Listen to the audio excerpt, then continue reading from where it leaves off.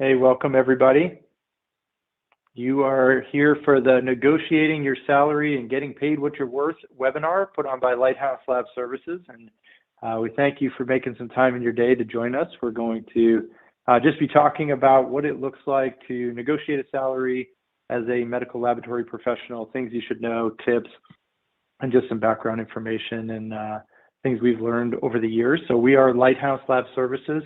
As a free webinar, we do a series of free webinars every month. We try to find different topics that add value for lab professionals and lab owners. And this has been a topic that's come up as something that you guys want to hear about. So hopefully you'll find some really good value in the content that's presented here today. A little bit of housekeeping.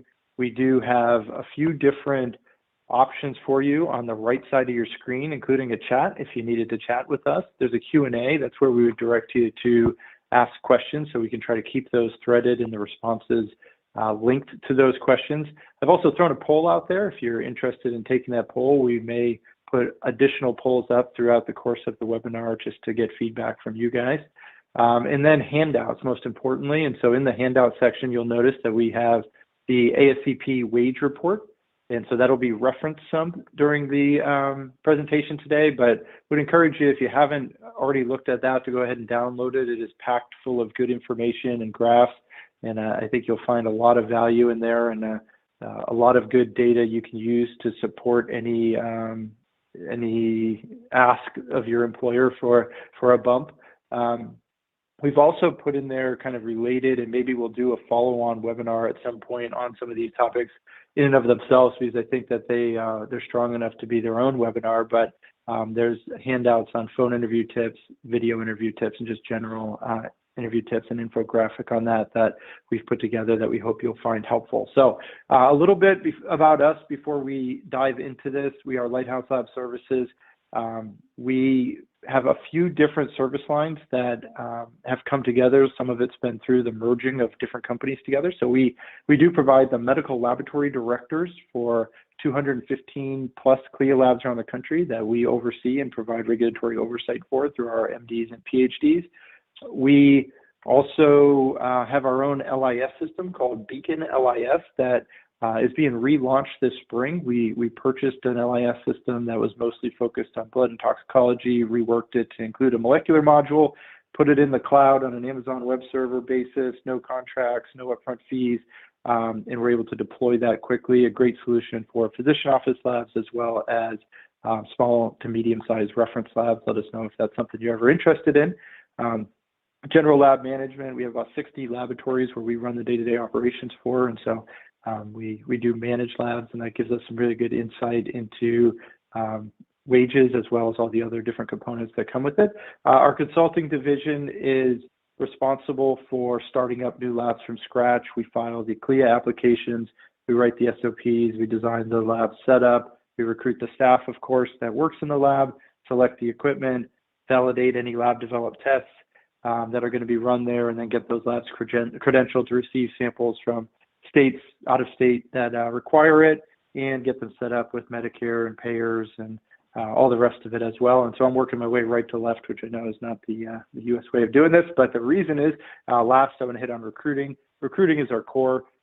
17 years ago, I started this company as a medical laboratory specific recruiting company, and that is our roots and our true love there. And so we're going to be focusing mostly today on leveraging our knowledge that comes out of that space. And I'd like to introduce you to our Director of Recruiting and Staffing, Maggie Morrissey, who oversees all operations that relate to recruiting and staffing for our customers and manages our team of medical laboratory recruiters. So Maggie, welcome. Hi, thank you, John. Yes, so today I am going to be discussing how to advocate for yourself, negotiating your salary and really getting paid what you're worth. Hopefully, this is a really valuable conversation for everyone. We're kind of heading into Lab Week, and we really value the laboratory professionals, and we want you guys to value yourselves as well, and your bosses to value you. And so that's one of the reasons why we're having this conversation now. If you, as John said, if you haven't had a chance to look at the wage report done by the ASCP, please take a look at it and read it. The general results are that salaries didn't really increase in 2019. And that's one of the reasons why, we felt that it was really important to have this conversation. Obviously, 2020 was a bit different. Because of COVID, we probably will see an increased salary, especially among molecular techs. But in 2019, the majority of techs did not see a large salary increase. So that's something that we just want to make sure that you all are aware of, and we want to give you the tips and the tricks to advocate better for yourselves so that you can have these conversations with your manager, with your lab owner, to really develop and grow more within your own organization. So as a quick overview, we are going to be discussing a few things here: how to time the ask, how to plan your conversation, the best way to find an advocate, making the ask, leveraging another offer, what happens if they say no, and negotiating a new job offer, kind of at the very end there. And the first thing that you guys really want to think about is timing the ask. So when is the right time to ask for a raise? When is the right time to ask for something like that? And you need to remember that you are your biggest advocate. You need to take the initiative to ask for the raise. Some companies have annual reviews built into their processes, others don't. So it's important to know when budgets are finalized so that you are asking for your raise prior to the budget being set. My last company, budgets were actually set prior to the annual reviews. So if you were going to ask for a raise that was outside of the norm of salary increases, then you needed to do it ahead of the annual review. And that was just something that you had to learn over time. And so it is really important to kind of figure that out. And you can ask your colleagues, you can ask your manager, when is the budget set? When do I know when I'm going to, be eligible for a raise? Some companies are going to set those budgets prior to the annual review. So you might want to have that conversation prior to the annual review as well. Set a time to speak with your manager a few weeks in advance of this and send them an email and let them know that you want to discuss your previous year, your achievements, and your salary. And think about when the last time you had a raise was and whether it's appropriate to ask. You don't want to have a conversation simply because it's been a year. You need to have more of a reason than time. This is why you want to have a plan that you put in place. And if it has been less than a year, it may not be the right time to ask for a raise. Maybe you want to wait another, 6 months or 3 months. You can ask at any time. So that's just something that you really want to think about as you're going through this process. The planning phase.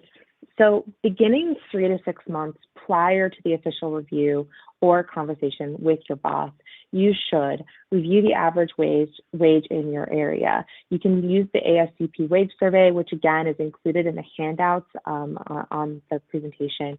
You can go to salary.com, you can use indeed.com, Glassdoor, etc. You also want to ask your friends who are working in the same industry or region. This is touchy. We've been told our whole lives not to talk about money with our friends, but studies show that when you discuss your salary with your friends or with your colleagues in a like industry, you're able to negotiate better for yourself, and you want to be informed. So one thing that you could say is, hey, if you were in my position, what would you think that you would be paid? Something like that, so that you're not asking, hey, what's your salary? And then you're comparing like to like. If you don't feel comfortable having that type of conversation, which I absolutely understand, asking, if statements or making those kinds of if statements can be really useful. Speak with a recruiter. You can use Lighthouse, you can use another recruiter, but recruiters place many people in a region. So having a good understanding, so they have a good understanding of salaries and wage rates. They can discuss benefits as well with you, including what the norm is for your industry and your region. You don't need to work with a recruiter to speak with them about salary and what you're looking for. You can just talk to them kind of, ad hoc, if you will, but this can also help you conceptualize what you're really looking for in a role, the salary, the benefits, the role itself. Leveraging another offer. We're actually going to discuss that in a later slide, so I'm going to leave that kind of there, kind of hanging out, but leveraging another offer can be a way to really get that raise that you're looking for. Review your current duties versus what you're hired to do.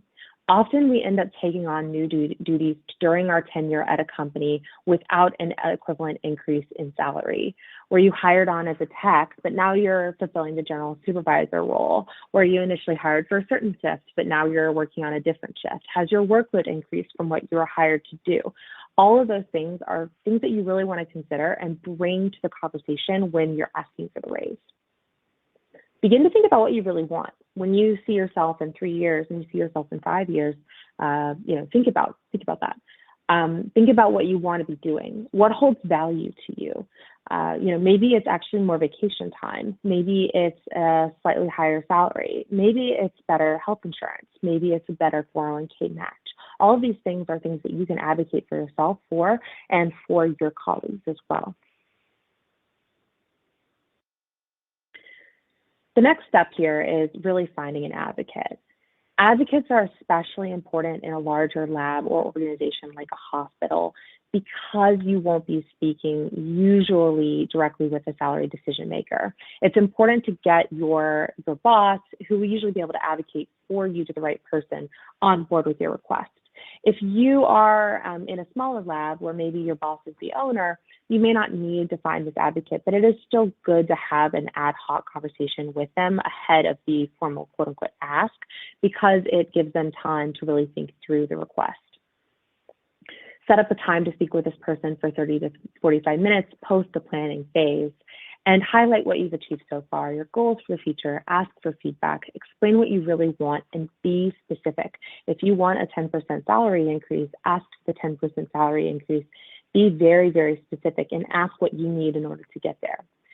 And you can phrase it like, I wanted to get your opinion on this. Try to make it collaborative. You need this person on your side in order to get the raise. That's really, really important. And if they're in a larger organization, they will need to believe that you deserve the raise so that they can have the conversation with HR or with the head of finance, and they will advocate for you like you advocate for yourself. In a smaller organization, they'll just want to be brought into the discussion and feel like they're the collaborator with you. And it helps build a relationship with your immediate employer, with your immediate boss. It allows them to feel like they're going to bat for you, and it allows you to feel like they're going to bat for you. So that's a really, really positive kind of dynamic that you can create within your team if you really bring that collaborating environment to them. Discuss your goals, discuss your achievements. Where do you want to be? Ask for feedback and make a plan to get there. So that's why you're having this conversation. It's a little bit less formal than the formal ask. What you're doing is you're setting up, what are my goals? How can I get there? What do I need to do to get there? They might say, you're so great. You're our our number one employee. You're awesome. Whatever you want, we'll get it for you. That's the dream, right? But they may say, well, you have a couple of things here. You might have a couple of things there that you really need to improve on. And so let's work together to get there. And so you will set those necessary improvements, you'll set goals, you'll have those regular monthly check-ins to receive feedback and provide success stories and updates to them. And then you'll email a summary of after each meeting with your notes so that you and your manager both have them. This kind of leaves a paper trail. And you want to make sure that you have those immediate success stories, that you're emailing them to your manager, that you're kind of bragging about yourself, right? And that you're allowing, you also, maybe you want to ask your colleagues or your friends to also brag about you a little bit so that it comes off like you're doing just a really great job, which you're already doing, but you're trying to show your manager how great of a job you're really doing here. The next step is really making the ask. So this is the formal ask. This is when you've gone through all your goals, you're hitting them, you're like, I'm ready to do this. You want to keep it brief. You don't need to come in with a 10-slide PowerPoint where you touch on everything that you've done, but you really want to touch on why you've earned the raise. So what have you contributed to the organization over the past years? What goals did you set with your manager, and did you achieve them? Hopefully you did if you're making the ask. And have your responsibilities increased over the past year? So you really want to touch on that, and then you want to ask for the raise. State when you last got a raise. It's been a year since my last raise. It's been 2 years since my last raise. I haven't received a raise since I started at the company on XYZ date. And state the specific dollar figure. You want to set the bar to negotiate from. This is really, really important when you're thinking about negotiating in any state of play. You want to be the one who is setting the bar. So if you're saying, I want to get a 10% raise, that's really important because now you're setting the bar at the 10% versus them, they might say, let's make it a 3% raise. That's very, very far from the 10% that you're thinking, right? So you want to make sure that that if you're thinking 7%, something like that, you're starting from 10, you're kind of have some wiggle room down, but it's better than working up from 3.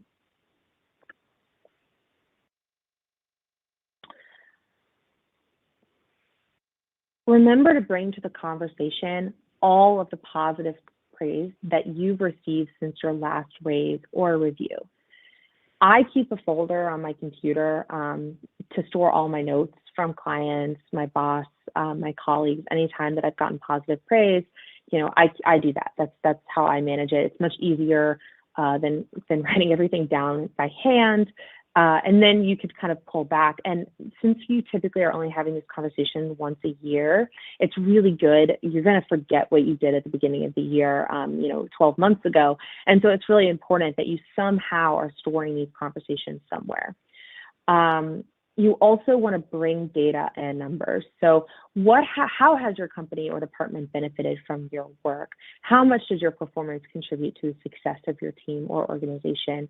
Where you were really the one that was responsible for, all of that, that kind of performance and growth, who else helps you, et cetera, et cetera.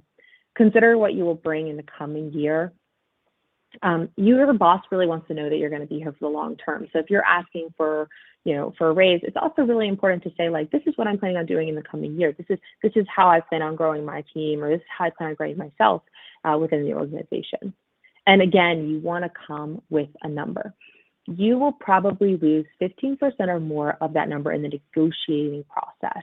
So ask for a little bit more than what you want, but make sure that it's reasonable. And that's kind of what I was saying about 10%. You go in a little bit high, you expect to come in a little bit lower. That's okay. I'm using 10% because it's just a very easy number. But if you're going to lose 15% of that, then kind of like where you're going to finish. Typically in the negotiating process.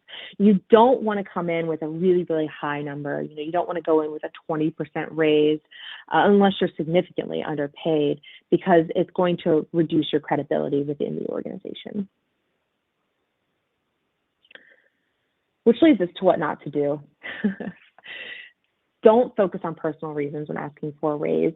Unfortunately, your employer, it's not that they don't care that you have other things going on, that you have personal things going on, but your company, they don't give raises for personal reasons. So you really want to focus on the professional reasons only. You really want to use emotional intelligence to plan the time to ask, which I touched on earlier. If your company is on a spending freeze, if they're furloughing employees, it's not a good time to ask. If they're coming off of a furlough, if they're coming off of a spending freeze, wait a few months, have the conversation. If your manager had a really, really bad week, maybe they lost, maybe the lab lost a client that they're testing for others, something like that, that could also be not a good time to ask. So just think about that when you're making the ask, but don't let it hold you back, of course, from making the ask. Don't take undue credit when asking for a raise. If you worked on a project with a team, or if you were doing something with a team, give the team credit as well, and don't overstate your hours. The manager always knows how many hours you're working, so that's just really important when you're thinking about asking for a raise. Don't sell yourself short. Don't be modest. This is not the time to be modest.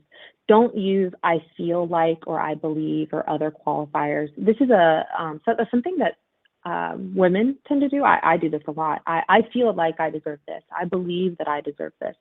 You don't want to use those phrases.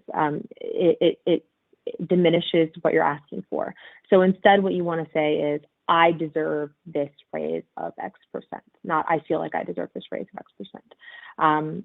It's very, very important when you're in negotiating, and it's something that I have to practice, which is the next step. Practice talking about what you want without the qualifiers. So have a conversation with your partner, with your spouse, or with a friend, and pretend like you are asking for the raise, and try to remove those modifiers from the conversation.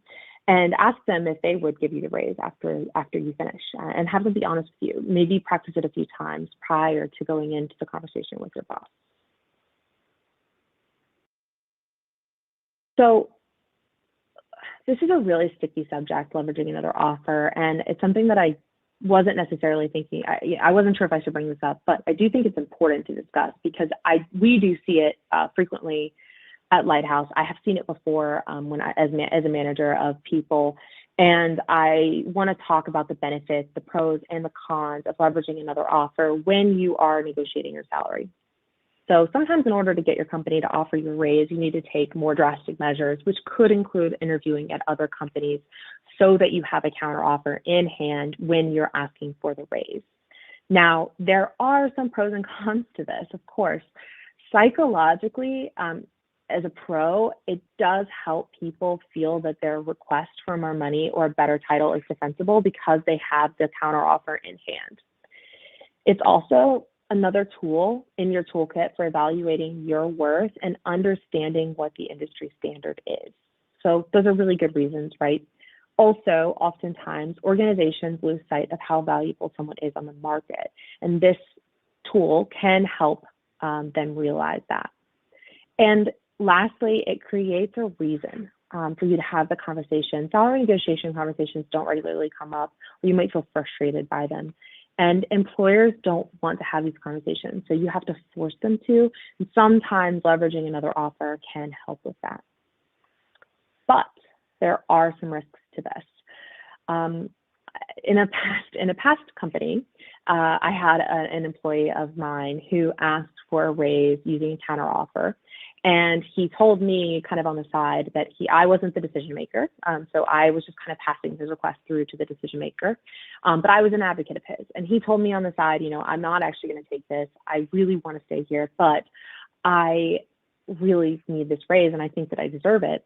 And my manager said, I am not going to counteroffer. I'm going to wish this person luck and I will not counter. And if he stays, I'm going to have a bad taste in my mouth about him. And that is really, really unfortunate because you don't really know if that's the case until you do it. And so, this employee who is a really excellent employee and one of my most valuable employees had, his relationship with my boss, with the vice president, had diminished because of the fact that he leveraged another offer. It also creates a sense of disloyalty, and it can damage the relationship. And that's exactly what happened with him. He really damaged the relationship with the boss, and he had to really work hard to rebuild it with him. And it also can damage the relationship with the other company.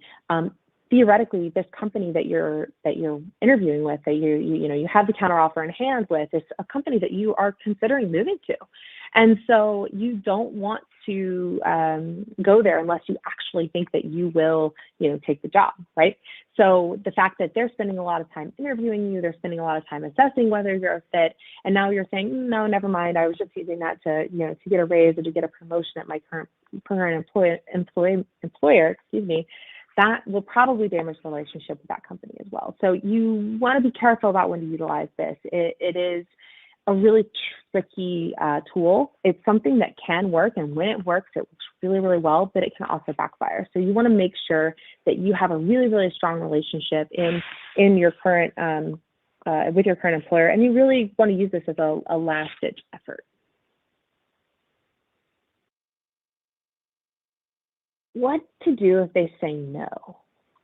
So the best thing about this entire process is that the worst thing, with the exception of maybe when you leverage another offer, but the worst thing that can happen when you ask for a raise, as long as you're being, respectful of how much you're asking for, the worst thing that can happen is they say no. So what do you do in that situation? It's important to remember a few things when they say no. And the first is stay calm, don't get heated. This will just reinforce their belief that they did the right thing. Ask why you weren't given a raise and try to make a plan to get one in the next 3 to 6 months. And that goes back to the finding an advocate slide. If you do that ahead of time, the likelihood that they're going to say no is much slimmer. And request ongoing check-ins. Negotiate out time in the future to meet with your boss, revisit the issue. If it's a budget issue, then figure out when the budget will be set and have a conversation prior to that time. If you need to improve in specific areas, again, get specific information on what you need to improve on, set a timeline. Have a contingency plan. Salary is not the only type of, compensation benefit that can be negotiated. If you're denied for budgetary reasons, you could try asking for more vacation time, more flex time, tuition, continuing education. It's possible to find a compromise. And I have asked for more vacation time as opposed to asking for a salary in the past, because that's something that I really value. I really enjoy traveling, and prior to COVID, that's something that I did quite frequently. And so I enjoy traveling. It helps me keep my head clear during work. And so that is something that I really value. And so that was what I asked for as part of my, salary kind of conversations that I was having. Think about a new job. So if you have this conversation and they say no, you're probably going to immediately think, I need to find a new job. This is just not going to work. I just don't want to do it. Wait a month. See how you feel. If you feel the same way in a month, that's when you should think about getting a new job. Don't make the decision rashly because the grass isn't always greener on the other side. However, if you are a consistent top performer, you've been denied a raise, maybe once, twice, 3 times, it might be time to consider another organization. And that is, important and something that you should be considering at any given time. Some manager, some performance and HR kind of folks out there who say that you should be constantly applying to jobs, which I think is personally sounds like a lot to me. But some say, just so that you know your worth, you should be interviewing and applying for positions, every 6 months, every year, just to kind of see what's out there and see if there's something better for you. And I don't necessarily prescribe to that, primarily because it is a lot of work. But I do think that there is something to be said for kind of seeing what's out there, looking at jobs, and just trying to decide if it's if what you're in now is the best fit for you and kind of where you want to be in the next year. Is there something that you could be doing, or a different position that you could be in that might make your life easier? Maybe it's a different shift. Maybe it's a different type of lab. Maybe it's a little bit closer to your home. All those types of things are really important. And if you're getting denied a salary raise or some of the other benefit increases that you're asking for, that could be a really good time to consider those things in your day. So all that being said, rules of negotiating a job offer. So all of the rest of the slides that we've had here have been focused on kind of negotiating an increase of salary when you're in a job. But this is more for when you're applying for a job and you're kind of negotiating. And I do think that these kind of work also when you're working on getting a salary increase. That's why I included it here. People will only fight for you if they like you. So the importance of likability is really, really important. Managing inevitable tensions in negotiations, such as asking for what you deserve without seeming greedy, pointing out deficiencies in the offer without seeming petty, being persistent without being a nuisance. You can avoid this through practice. This goes back to kind of practicing your conversation with a friend or with a spouse or partner. They can't just like you. They also have to believe that you're worth the offer you want. So tell a story. If you have a demand and there's no justification for it, then it doesn't make sense to make the demand. You really want to be able to say, hey, I currently make XYZ amount at my current company. I believe that I'm worth, there's the believe again, I am worth XYZ amount. This is what I need in order to move to this company. That's kind of the conversation that you want to have. Minus the believe. Don't use believe. As you can see, I have a tendency to do that, and it is a big no-no in any kind of negotiation situation. You can also discuss all the options you have, but it's important to clarify that this company is the one you're most interested in and why. And so you want to make it clear that they can hire you, but you want to make it clear that you are serious, even as you're going through this negotiations. You can play hardball, but you really want to make it clear that you want to be at the company. Understand the company's constraints. This is a big one. you need to understand what the company is flexible on versus not. Some hospitals, for example, have tiers for salary when they're hiring different levels of technologists. So if you know that, that's when you might want to say, oh, I know that you have this. I understand that you have this. So maybe we can do a signing bonus. Maybe we can do a year-end bonus. Maybe we can add extra vacation days. And that can be really helpful when you're in that negotiation process. And you can ask them. You can say, like, I have questions, what's salary range? Is it set? Or is there some flexibility in salary? That's a really good way to kind of gauge the amount of flexibility that they might have. And this ties in, don't just look at the salary, look at the whole package. You want to think about the responsibilities, again, the location, the travel, flexibilities in work hour, opportunities for growth and promotion, perks, support for continuing education, and so on and so forth. And you may decide to work at a company that pays slightly less now, but gives you more opportunity or flexibility or benefits. It's all based on what you find to be the most important for you. If the company offers everything you ask for up front, don't try to get more. It will degrade your likability and make them think you're greedy and selfish, which will hinder your ability to negotiate later in your career. And then also, don't give ultimatums. Don't tell them, I can't do this unless you give me this, unless you give me, X amount of dollars a year, I cannot work for your company, because that will only backfire. Trust me, it will. It doesn't ever work. It leaves a bad taste in the mouth. And maintain a sense of perspective. And this is the most important thing that I can think of. Your satisfaction hinges less on getting the negotiation right and more on getting the job right. Experience and research demonstrate that the industry and function in which you choose to work, your career trajectory, and the day-to-day influences on you, such as your bosses, your coworkers, etc., will be vastly more important to your satisfaction than the particulars of an offer. Super important. If you don't like your boss, it doesn't matter how much you're making, you will be miserable at your job. And vice versa. If you love your boss and you're making a little bit less, you will be very happy at your job and more likely to stay. So that's just something that is extremely important when you're thinking about job offers, negotiating salaries internally, as well as when you're trying to get the job.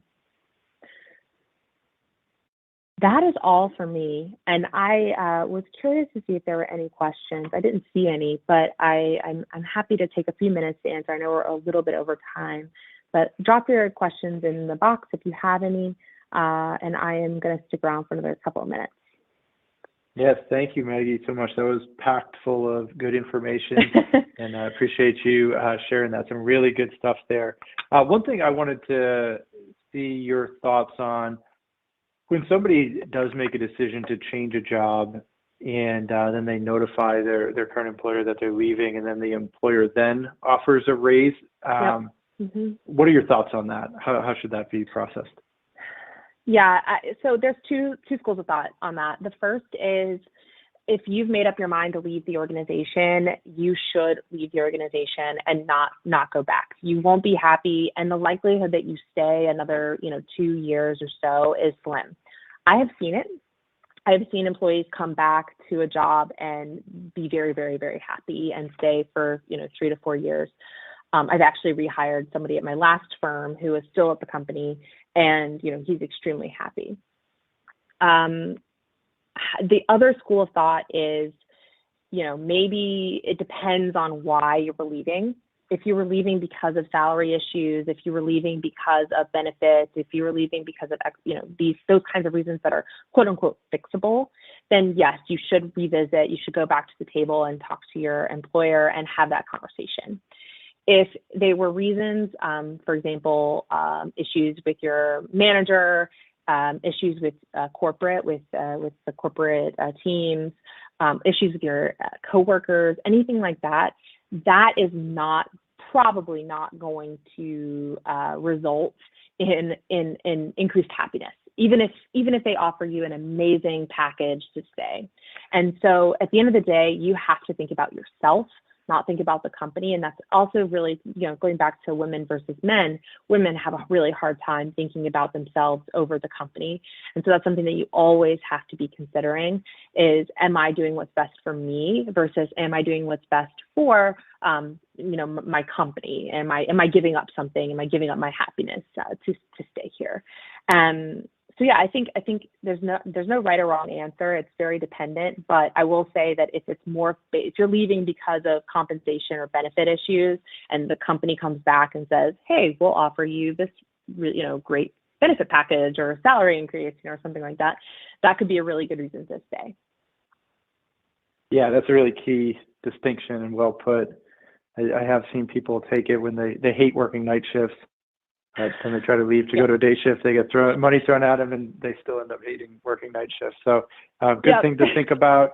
Lots of good stuff packed into here. This recording will be available. So anybody that attended today, we will make sure we get you a link to this. If you ever want to go back to it, feel free to share this with anyone you like. We are not possessive about it, and would love to have you share it with anybody that could benefit. And if we can be of help with your job search or a sounding board on salary questions or helping find staff for your laboratory, any of those items, we would love to hear from you. Our phone number is on the slide deck there, and just reach out. And then lastly, if you didn't get a chance, check out those handouts in the handout section, download that wage report, as well as those phone, video, and general interview tips so that you can have them available when you need them. So thank you guys all for attending. We will be doing more of these. Hope we'll see you back here again.